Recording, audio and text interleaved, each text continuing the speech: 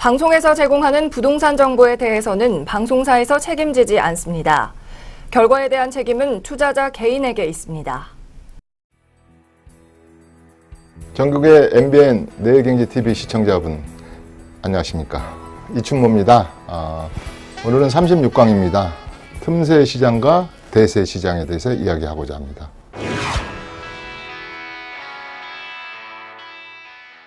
(36강에서는) 그렇다면은 우리가 여러 가지 지금 파리 대책 속에 규제 속에 묶어서 요 존 속에 들어있는 분들도 그렇고, 비규제 지역이라 하더라도 이것하고 이것이 두 구역이 연관이 돼 있어요. 왜 그러냐면 여기서 물건이 팔린 사람이 이쪽으로 오기도 하고, 또 이 진입벽이 또 막혀 있으니 여기서 팔아서 이쪽으로 가고 싶어도 제대로 이동을 못하는, 어떻게 보면 추석날 우리 시골 갈 때 앞뒤 차량이 꽉 막혀 있는 것처럼 거래 절벽. 지금 서울의 25개 구는 거래량이 5분의 1로 줄었다 그래요. 우리 공인중개사분들 큰일 났어요 지금. 자, 오늘은 틈새 시장. 그렇다면 세상은 항상 물 흐르듯이 흐르게 돼 있어요. 그러면 굳이 풍선 효과가 아니라도 이 돈이라는 녀석은요, 한 곳에 몸 이렇게 진드근이 못 있어요. 어딘가는 투자처를 찾아서 수익률을 찾아서 움직이고 있거든요. 그 움직이는 곳이 어떻게, 틈새로 물이 스며들겠죠. 그래서 틈새 시장, 대세 시장이 지금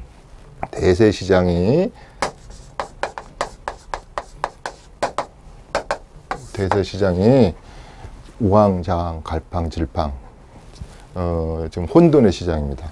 그렇다면 우리가 틈새 시장이 뭘까 이렇습니다. 제일 큰 것은 뭐겠습니까? 요새 다른 옛날의 대책 때는, 우리 참여정부 때는 이것을 꾹 누르면 8.3.1 조치를, 그 당시 대책이 굉장히 그때도 고강도 대책이었는데, 틈새 시장으로 많이 가서 뭐 40% 이상 오르고 그랬지 않습니까? 풍선 효과 때문에 다른 지역으로 막 투기 바람이 불고 그랬는데요. 이번에는 과거보다는 풍선 효과가 그렇게 많이 나타나진 않아요. 일부 조금 저 다산 신도시랄지 분양하는 곳에서는 일부는 좀 뭐 모델하우스가 북적거린다든가 그러긴 하는데, 그렇게 풍선 효과는 정부에서 우려하는 기준으로는 아직 장이 쓰고 있지 않다, 이렇게 표현할 수가 있습니다. 그렇다면 돈의 흐름상 유동성은 그런 대로 풍부하죠, 아직은. 그랬을 때 틈새 시장으로 찾아가는 것 중에가 어딜까 생각해 봤을 때 몇 군데가 있습니다. 앞으로 이제 지금은 이 발표가 얼마 안 나서 지금은 멍한, 지금 아직은 이런 지금 시간이지만 시간이 좀 흔들리면 틈새 시장에서는 아무래도 이제 토지 시장 2번이죠. 2번에 토지 시장이 약간은 위로 엎들 확률이 있다. 전번 시간에 이런 얘기를 했습니다. 그 가장 투자를 선호하고 앞으로 투자 대상물을 찾는다면 뭐가 좋을까 중에 재건축, 그 다음에 상가 및 건물, 요게 한 27%, 26%, 그 다음에 토지 시장, 이런 식으로 얘기했습니다. 그러기 때문에 이 토지 시장 쪽으로 좀 가고, 또 규제가 덜한 조합주택 시장. 그래서 조합주택 시장으로 좀 규제를 미리 좀 가한 거죠. 자, 85제곱미터 이하의 주택을 가진 자가 1년 전으로부터 계산해서 6개월 이상 그 거주 지역에 살면 지역조합주택을 자격을 주되, 지금까지 조합이 설립되고 사업시 인가를 받지 못한 곳에서는 1회에 한해서는 매매할 기회를 주지만, 이제는 앞으로는 요 법이 이제 개정이 되겠죠. 개정된 이후로는 아예 1회에도 조합원을, 지금 저 재건축 조합원 지위양도 말하는 거 아닙니다. 요 조합주택에 대해서도 전매 금지를 하겠다. 조합원, 정확히는 조합원 지위를 갖다가 양수 못하게 하겠다. 뭐 이런 개념이죠. 아무래도 리테일 쪽 부동산에 지금 아무래도 그러다 보니까 규제가 덜 심한 원룸이랄지 투룸 시장이 내가 소극적 인컴 자산 물건이라 그랬어요. 그러니까 임대료를 받을 수 있는 포지티브 인컴 시장은 좀 살아날 확률이 있는데, 이에 비해서 직격탄을 맞는 것이 주택 가지고 경매 시장이 좀 안 좋은 것 같아요. 왜냐하면 이 DTI, LTV 등 여신 규제가 맥히니까 경매를 자기 돈으로만 하지는 않지 않습니까? 그러나 토지시장 경매는 약간 좀 활성화되는 것 같고, 그 다음에 수익형 부동산 쪽에서 특히 오피스텔하고 여러 군데 분양형 호텔이라 할지 여러 가지 파생 상품들이 좀 있었어요. 이것은 아무래도 거래 절벽 내지 거래가 좀 덜 되는 수준으로 와 있다. 그래서 오늘은 틈새 시장 얘기 중에 이 얘기를 하고자 하는 게 아니고요. 지금 전반적으로 시장 흐름이 지금 우왕좌왕하지만 이 얘기를 하려는 게 아니고, 파리 대책하고 아무 관계가 없이 우리가 재테크를 할 때 지금까지는 대부분 뭐라 그러죠? 손 안 대고 코 푸는 거. 가만히 있어만 주면은 자기 노력 없이 시간과 사회적인 현상 때문에 올랐던, 그게 이제 그야말로 자기 자본을 요만큼 투자해서 캐피탈 게인을 얻는 양도소득 부분에 대표적인 분양권, 입주권 뭘 사가지고 땅을 사가지고 가만히 있으니까 알파의 소득이 올랐더라. 이런 것이 전형적인 우리가 재테크인 줄 알았잖아요. 그래서 이거보다는 앞으로는 제가 이 파리 대책이 나오기 전에도 몇 회에서인가 생산성 부동산에 대해서 얘기한 적이 있어요.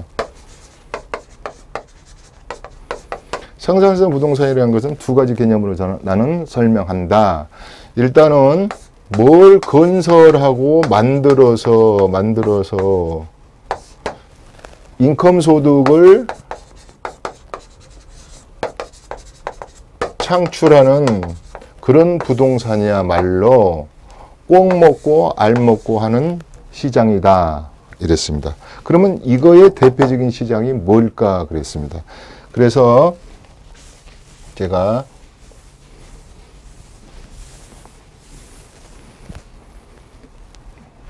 좀 유식한 표현으로 써봤어요. 그래서 미국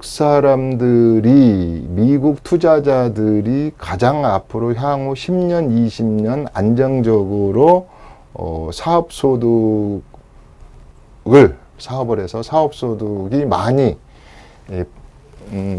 발생할, 사업소득이 많이, 이익이 많이 창출할 사업 중에 하나가 뭐냐 그랬더니 그게 대표적인 것이 우리가 신축 판매업이다.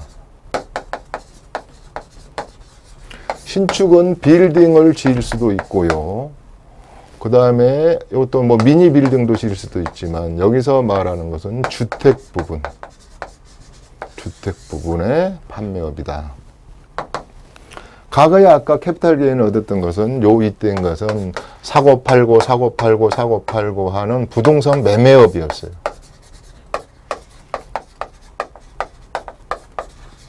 매매 사업자. 경매를 싸게 분양받아가지고 부실채권을 싸게 받아서 MPL, 경매, 공매. 그래서 사고 팔고 해서 사고 팔고 하는 것이 매매업이 직업인 사업이, 또 우리 일반 재테크 투자자들은 분양권 한두 개 사가지고 사업자 등록증 안 내더라도 이렇게 가격이 상승했을 때 시세 차익을 노리는 재테크가 다반사고 주였다 이 말씀이죠. 그런데 신축 판매업 개념에서 주택 부분에 대해서는 앞으로도 그렇고 이제 인구는 줄지만 1인 가구에 대한 것은요 2030년까지 거의 나는 거의 기하급수적으로 느는 것 같아요. 뭐 그건 일본도 마찬가지예요. 일본도 인구는 줄지만 전체적인 인구를 줄지만 가구 수는 느는 거죠. 새로운 노마드족 이분들은 좋은 임대차를 사지 않고 자기 만족도의 임대료를 자기가 벌어들인 인컴 소득의 4분의 1은 언제든지 렌탈 비용으로 집세로 지불할 각오를 가지고 있다. 뭐 미국도 마찬가지고 유럽도 마찬가지고 그건 뭐 이걸 구매력이 없죠. 전체를 사가지고 내가 소유할 마음도 없어요. 그분들은 마음도 없고 그렇게 큰 목돈을 가지고 구매할 자본도 없는 것이죠. 그래서 이 사람들을 위한 주택을 짓는 사업이 도시 지역에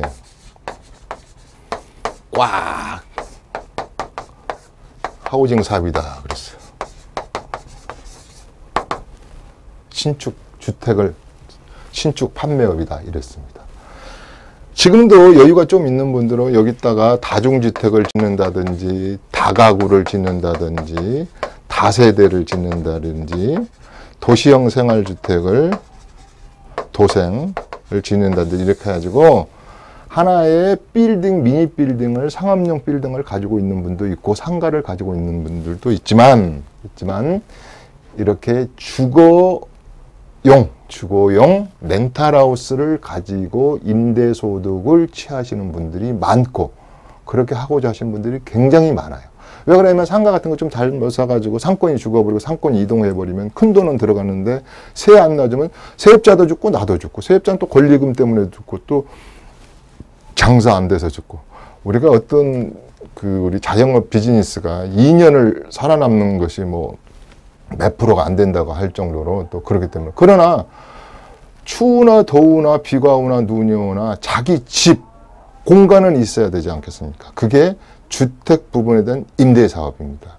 제가 일본, 프랑스, 미국 쪽에 어디 이런데 또 특히 전번에 독일 가서도 다 제가 가서 이제 물어보고 그러면 결국은 이 시장은 집은 있어야 되죠. 지하실 공간이든 옥탑 공간이든. 그래서 이걸 가지고 4분의 1의 세입자의 4분의 1의 렌탈 비용을 가지고 내 인생의 여유로움을 찾는 비즈니스입니다. 물론 목돈도 좀 필요하고 잘 재테크를 해서 이 수업을 잘 공부를 하시면 굉장히 재미가 있습니다. 이 수업은 젊은 분들이 많이 듣는 수업인데 이건 세금 문제에서부터 건축법, 토지 고르는 법, 마케팅 전략, 세입자 관리 쉬운 건 아닙니다. 이게 어떻게 보면 작은 아주 미니의 시행사업이라고도 할 수 있어요. 뭐 아파트라 할지 오피스텔이라 할지 상가에 큰 몇백억짜리 몇천억짜리의 시행사업만 있는 게 아니라 이것은 아주 소규모의 미니 재건축에 해당된다. 그러면 어번 인필 사업을 하기 위해서는 첫 번째가 뭐가 있어야 되겠어요? 머니죠, 머니. 돈이 있어야지. 어디 뭐 재테크, 주식을 사든 무슨 재테크를 하면 돈이 없는 건 아니지만 약간의 목돈이 좀 들어가죠. 근데 이것도 여러 가지 방법입니다. 과거에는 도시형 생활주택 살 때 저리의 주택기금에서 해주기도 하고 기성별로 돈을 해주기도 하고 뭐 그런 이제 금융 재테크 쪽은 이제 차지하더라도 그 다음에 뭘 사드려야 되냐면 뭘 위해 지냐면 단독주택을 부수고 짓지 않습니까? 아니 이렇게 전철역이 일본 거리에 그냥 나대지로 딱 상업지랄지 준주거지 같은 것이 딱 값싸게 나와서 그냥 얼른 사서 지으면 좋겠으면 그렇게 아유 뭐 컨디션 좋은 것이 아유 사장님 사가십시오 하고 시장에 나와 있습니까? 만들어야 된단 말이에요. 만들어야 됩니다. yourself 스스로 만들어야 된단 말이에요. 그랬을 때 단독을 일단 구입하는 거죠. 근데 단독에는 두 종류가 있어요. 이 단독을 아주 선호하지 않아요. 예컨대 전원주택보다도 투자할 때 전원주택보다도 전원주택이 한 5% 정도가 100으로 봤을 때 5% 정도는 전원주택에 투자하겠다 그랬는데 단독주택 가지고 투자하겠다는 사람은 한 4.6% 돼요. 저번 시간에 말했듯이 4%대. 재건축은 27%나 사고 싶다 그러고, 빌딩, 꼬마 빌딩 한 26%나 사고 싶다고 하는데, 근데 그 단독이 있고, 단독다운 단독이라 할게요, 그냥.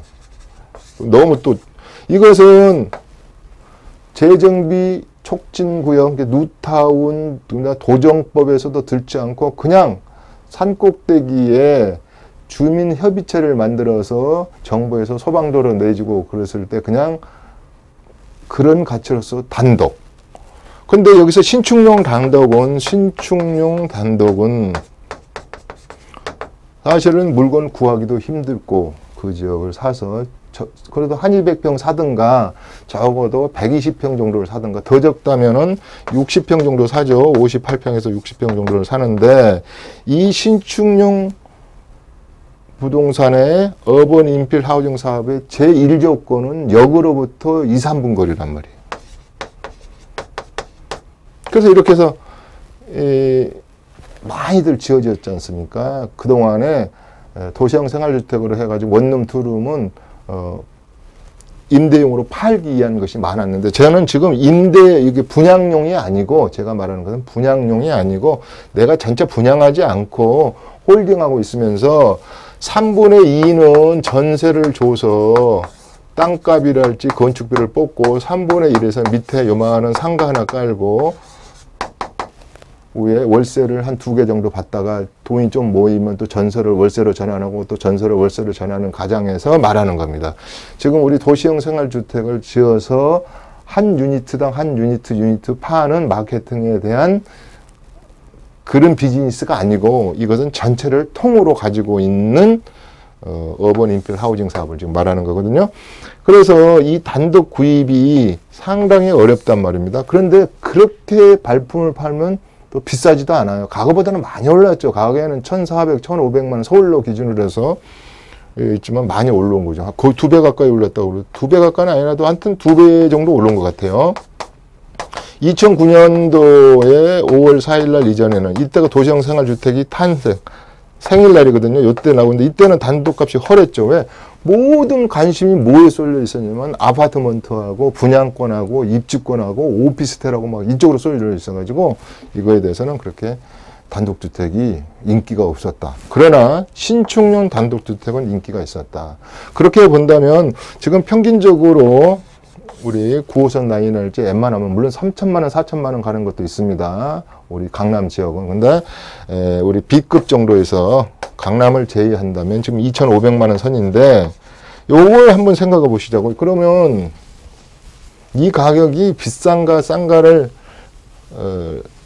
어떻게 지금 정확히 분석은 할 수는 없지만 지금 우리 강남의 반포랄지 개포 문을 강 건너 모 건설회사가 분양은 더 높지만 보통 평당 3.3제곱미터당 가가의 평으로 말하면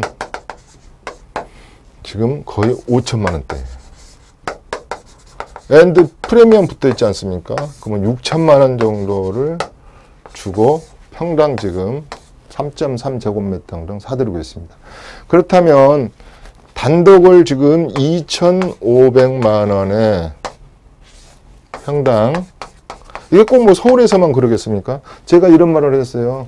앞으로 지방 아파트 시대는 그렇게 호황기는 오지 않을 것이다. 앤드 지방에 특히 1기, 2기랄지 과거 2006년 이전에 지금 20년, 그 다음에 뭐 30년은 뭐 이제 재건축 바라보니까 15년 이상 아파트들은 굉장히 그렇게 재고주택 중에 재고주택에 속한다. 그렇기 때문에 가격의 등락이 특히 위로 치고 올라가는 맛이 굉장히 덜할 것이다 그랬어요.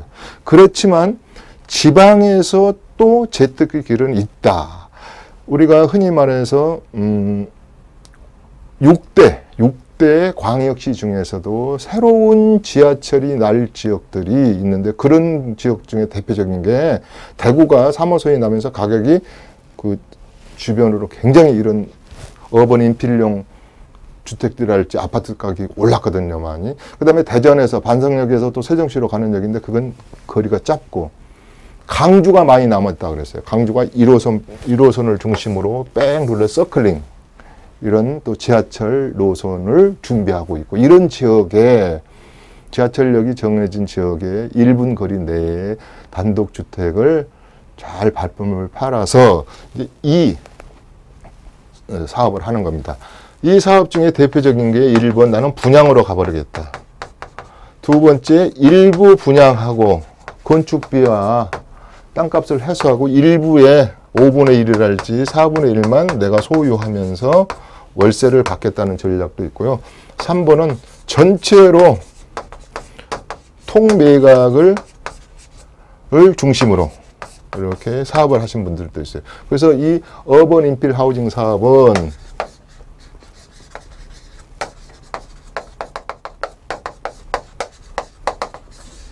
굉장히 앞으로의 트렌드와 부동산 정부 정책에서도 굉장히 이렇게 뭐랄까 좀 자유로운, 그리고 정부 입장에서는 이런 사업자를 굉장히 앞으로 우대할 겁니다. 왜 그러냐면 1인 가구들이 살 수 있는 지금까지 지어진 것보다도 훨씬 더 쾌적하다 그랬어요. 도시주택 개념에 쾌적한, 오직하면 지금 빈집법 및 그다음에 소규모 주거환경정비법이 내년 2월 9일로 이제 시행을 앞두고 있는데, 이번에 여러 가지 그 규제 중에서도 가로주택 정비 사업이 빠졌어요. 가로주택 사업이 빠졌는데, 가로주택 사업이 요로 이렇게 이관되잖아요. 내년 2월 9일 날. 없어지는 건 아니고 이관되는데 요 속에 들어간다는 뜻이요. 이렇듯이 소규모 주거용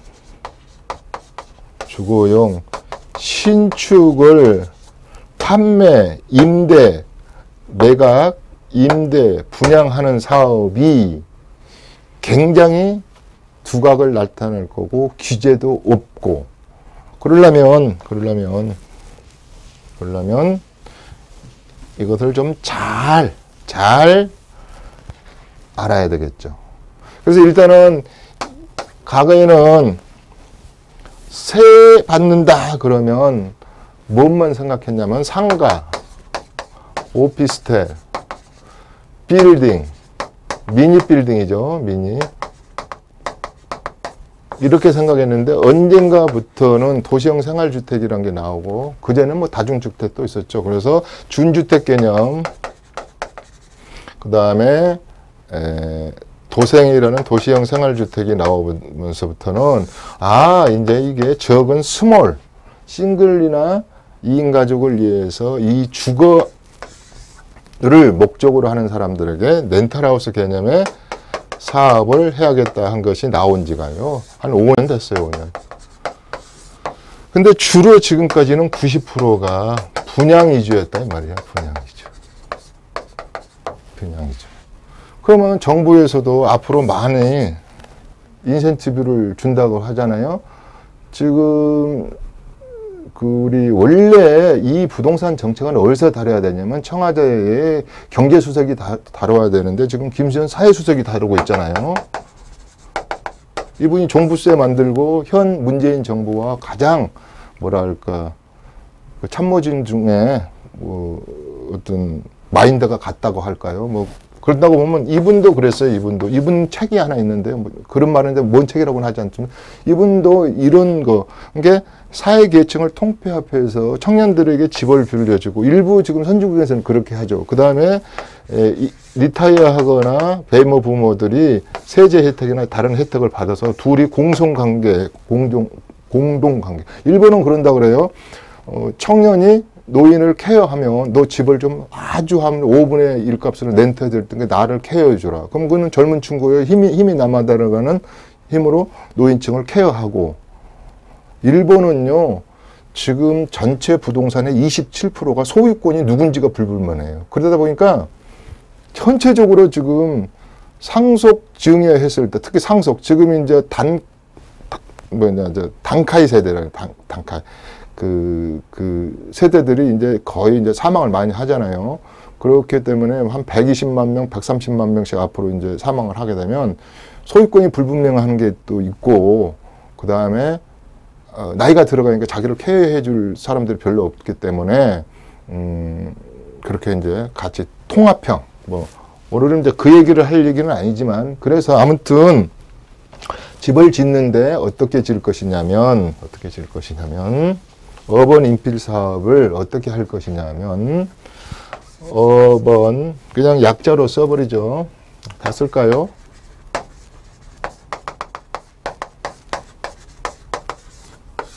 자, 집을 주거용을 짓습니다. 우리 도시형 생활주택처럼 스몰하게 짓는 거죠. 스몰하게.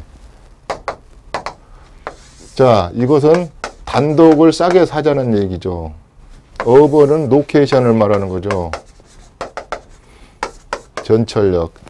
진짜로 초전철역. 전철도 자전거로 3분이 아니고 걸어서 1분 거리. 제가 맨날 좋아하는 말. 정말로 진정한 역세권에는 체감거리 제로다.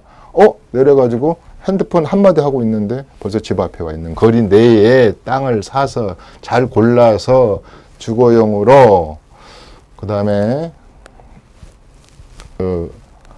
통째로 분양하든 뭐 통째로 내가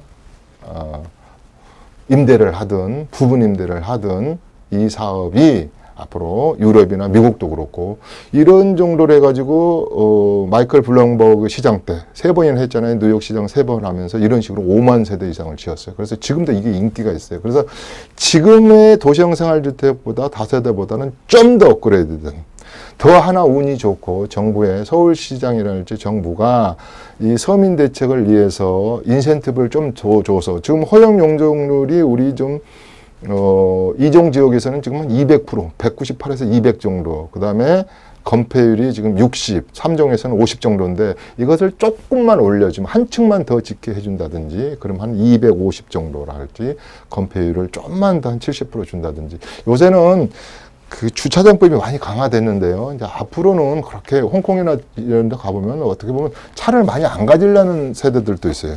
또 우리나라 하나가 세입자를 고를 때 미국은 신혼조회를 굉장히 많이 하는데 이렇게 차 없는 사람들만 임대를 주면서 인센티브를 주는 거예요. 임대료를 싸게 준다든지 여러 가지 방법이 있는데 오늘 시간이 좀 없어서 오늘은 틈새 시장의 대안으로 떠올 수 있는 것이 어번 인필 하우징 사업이다. 이것은 앞으로 이제 세금 문제에서부터 여러 가지 건축법, 주차장법 뭐 여러 가지는 할 얘기가 많으니까 다음 시즌에 한 번, 2번 정도 더 설명하는 시간을 갖도록 하겠습니다. 이춘모와 함께하는 재테크. 오늘은 틈새 시장과 대세 시장 중에서 하나의 대안인 어번 인필 하우징 사업에 대해서 개략적인 것을 말씀드렸습니다. 다음 시간에 37강에서 다시 찾아뵙도록 하겠습니다. 여기서 마치도록 하겠습니다. 안녕히 계십시오.